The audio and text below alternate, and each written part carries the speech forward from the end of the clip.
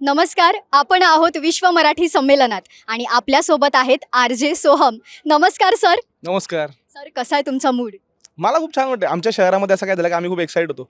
नाशिकमध्ये साहित्य संमेलन एकदा दोनदा झाले, पण विश्व मराठी संमेलन होतं याचा जास्ती आनंद होतोय. आणि त्यात मराठा विद्याप्रसारक मंडळ म्हणजे अर्धे मित्र ह्याच कॉलेजचे, त्यामुळे ह्या कॉलेजमध्ये होतंय त्याचा जास्ती आनंद वाटतो. छान वाटतं. सुंदर सर.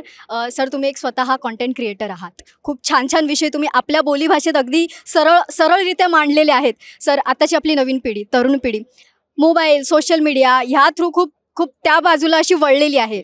पण मराठी भाषा ही त्याच रीतीने पुढे पुढे जाते. तर तुमचं मत काय आहे सर यावर? मला खूप छान वाटतं. इनफॅक्ट आपल्या देशामध्ये जे हिंदीमध्ये पण व्हिडिओज बनवतात ना, त्यातले बहुतांश लोक मराठीच आहेत. भुवन बाम झाला, प्राजक्ता कोळी झाली. आणि मला असं वाटतं की भाषा हे माध्यम आहे भावना पोहोचवायचं. तर आता जेव्हा आम्ही व्हिडिओज वगैरे बनवतो ना, आता आमच्या स्पोटर पाय द्यायला खूप लोक तयार झालेत. आता इतके लोक व्हिडिओज मराठीमध्ये बनवायला लागलेत. पण छान पण वाटतं. मला असं वाटतं की जेवढे जास्तीत जास्त व्हिडिओज मराठीमध्ये बनतील, जेवढे चांगले व्हिडिओज बनतील, तेवढा भाषेचा प्रसार होतो. असंख्य व्हिडिओज आता आपण बघतो Instagramवरती फीचर आला की ते वेगवेगळ्या भाषांमध्ये स्वतःहून डब करतात. तर मराठी लोक, मराठी चेहरा हा साता समुद्र पार पोहोचायची देखील शक्यता आहे. त्यामुळे छान वाटतं की लोक कॉन्टेंट बनवताना, व्हिडिओज बनवताना मराठीचा प्रयोग आहे हा पहिले करायचा निर्णय घ्यायला लागलेत. याच्याबद्दल खरंच छान वाटतं.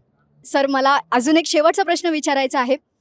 मराठी भाषेवर अनेक काय म्हणू आपण व्हिडिओज होतात, रील्स होतात, जसं तुम्ही म्हणालात. जर एखाद्याला यामध्ये यायचं आहे तर त्याने काय तयारी ठेवायला हवी आणि कसं उतरायला हवं? मला असं वाटतं की पहिले तर तुम्हाला ते करायला मजा आली पाहिजे. कसं आहे, आता डॉक्टर व्हायचं असेल तर आपण सगळे होतात म्हणून डॉक्टर हो असं नाही आहे ना. एखाद्याला त्याच्यामध्ये इंटरेस्ट असू शकतो. मला असं वाटतं की आमचा फील्ड किंवा कुठलीही क्रिएटिव्ह फील्डमध्ये आपण जेव्हा काम करतो ना, तेव्हा तुम्हाला त्याची आवड असली पाहिजे. सगळे लोकं करतायत म्हणून मी ते करतो, ते लोकांना नाही आवडणार. जसं शाहरुख खान हा ॲक्टिंग करून ॲक्टर झाला म्हणून मी ॲक्टिंग करणार, पण मला ते जमतं का? त्यात मला इंटरेस्ट आहे का? हे फार महत्त्वाचं आहे. आणि आजकाल काय झालं, कोणी व्हिडिओ चालू केले, बनवायला चालू केलं, तर माझे एवढेच फॉलोअर वाढले, तेवढेच फॉलोअर वाढले असं होतं. तर मला असं वाटतं की याच्या पलीकडे जेव्हा तुम्हाला त्याची आवड असेल ना, सपोज तुला डान्स करायला आवडतं. मग तुला 2 लोकं बघतील, उद्या 200 बघतील, कदाचित 2000 बघतील, कदाचित कोणीच बघणार नाही. पण तुला ते करायला मजा येते. तर आम्ही जेव्हा व्हिडिओ चालू केले ना, आम्हाला ते करायला मजा, आम्हाला नव्हतं माहिती आम्हाला एवढे लोकं बघणार आहेत.